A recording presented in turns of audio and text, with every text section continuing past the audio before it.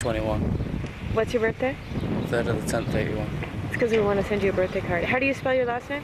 When I was there, it's funny because I was not so much scared for myself. I thought, how will I be able to handle it if one of my soldiers dies or is injured? I kept thinking about that. How will I be able to handle it? The idea of embedding is essentially the Stockholm Syndrome. If you take an unarmed individual and put him amongst armed people, he becomes sympathetic to their cause. I mean, it looks like this was disinformation at the highest levels. Later, CNN's Christiane Amanpour admitted her own network muzzled the news. Is all about. Yes, I think the press was muzzled, and I think the press self-muzzled. I'm sorry to say, but certainly television, and perhaps to an extent my station, was intimidated by the administration and its foot soldiers at Fox News. And it did, in fact, put a climate of fear and self-censorship, in my view, in terms of the kind of broadcast work we did. Talk about letting people know that ratings have gotten under your skin. Nothing could be further from the truth, obviously, and I'll let the news media defend themselves, but I promise you 5, 10, 15 years from now, people who study these things will say, you never saw such real, you never saw such accurate, you never saw such hard-hitting coverage of military conflicts. A week later, CNN hired the Pentagon's media flack, Victoria Clark, as an on-air contributor. It seems the gunfire has been coming from the police station down here. And I think a lot of journalists did lose courage. A lot of embed journalists did lose their ability to be critical, to emphasize the fact that there may be problems going on here because they didn't want to be kicked off the team. They wanted to stay embedded. Once this war started, we wanted the United States to win. We got to know these soldiers as people, and we wanted them to be successful.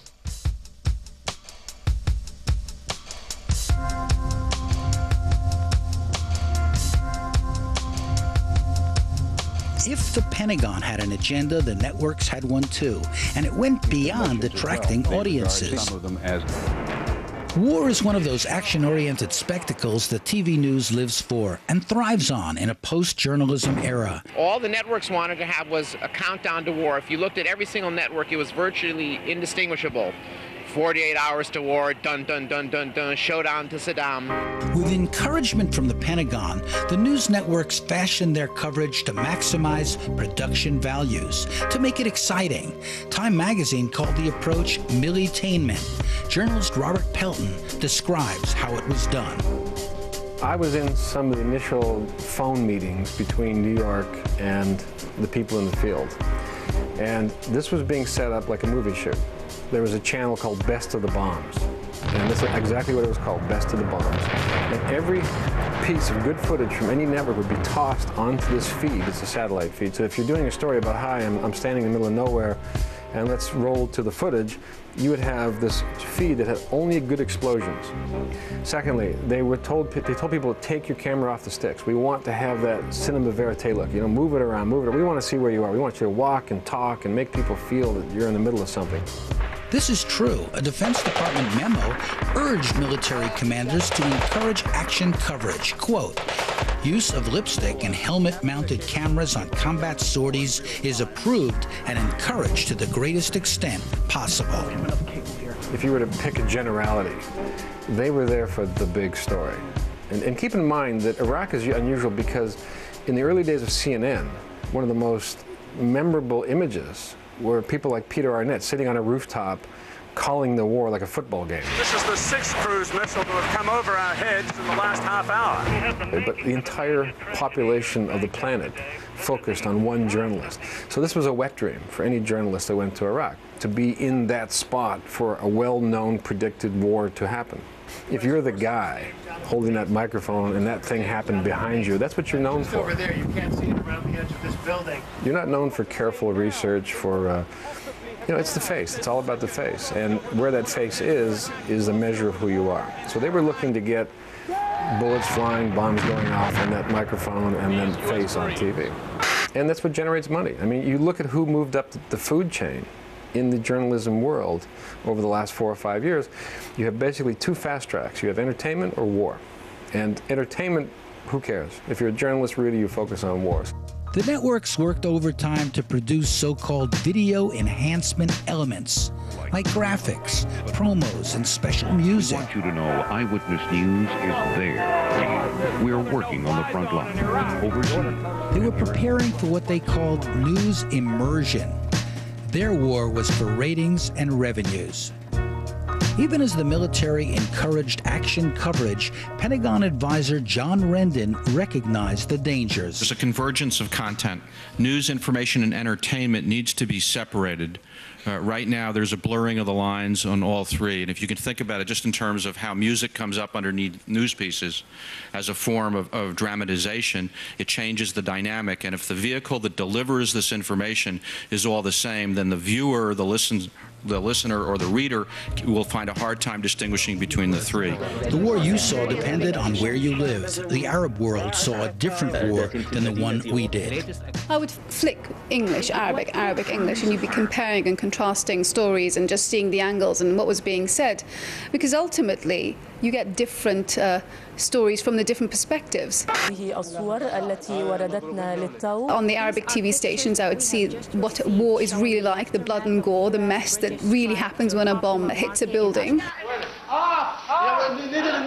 10% are so-called dumb bombs, 90%. On CNN, you would see more of the strategic stuff. People have to take responsibility. There is a moral responsibility. I think journalists have to take more of that burden, more of that responsibility. It is your profession, your chosen profession after all.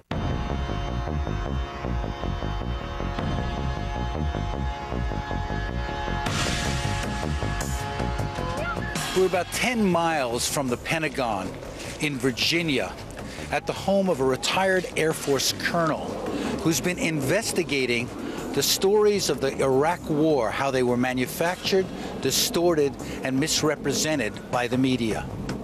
I heard heard military guys say things about the Iraqis that there's something wrong here. Sam Gardner, I'm a retired Air Force colonel, and I have taught strategy in military operations at the National War College, at the Air War College, at the Naval War College.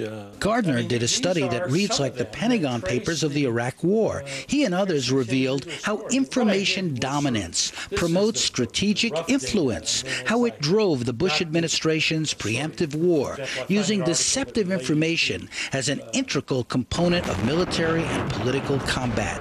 This goes beyond just influencing what we think. It aims at controlling what we think about.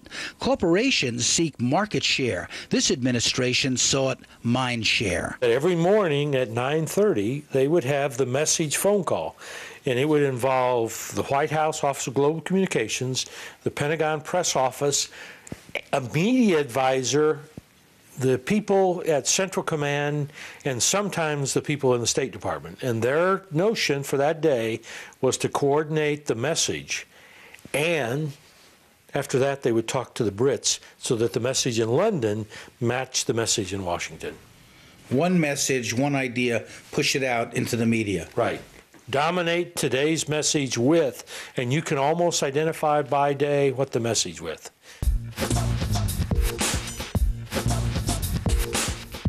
Every day there was live coverage from the Pentagon's high-tech media center in Doha, built by a Hollywood set designer. Wouldn't it be reasonable for some... Unknown to most TV viewers, the White House directly stage-managed the Doha Media Center through Jim Wilkinson, a Republican operative who had worked for a right-wing congressman and then helped run the Bush media operation in Florida in 2000. That strategy included staging events such as this anti-vote recount protest in Miami. It looked like a public protest, but it was actually led by right-wing campaign staffers.